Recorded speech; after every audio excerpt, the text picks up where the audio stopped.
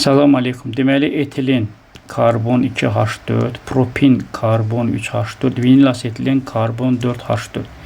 Bunların biz molunu bilmirik. X, Y, Z yazırıq və 1,5 mol, yəni X plus Y plus Z bərabərdir 1,5. Hidrogenlər eynidir. 4X üstə gəl 4Y üstə gəl 4Z bərabərdir 4 vurulsun, çıxı mötədə xaricinə. X plus Y plus Z o da bərabərdir 4 vurulsun. X plus Y plus Z 1,5'dir. Elə də 6. Deməli 54 qramın 6 qramı deməli hidrogendir. Onda 54'dən 6 çıxanda 48 qramı da karbon olacaq. Və qarışığın tam yanmasından alınan karbon qazın kütləsi, yəni karbondan karbon qazı 48 M.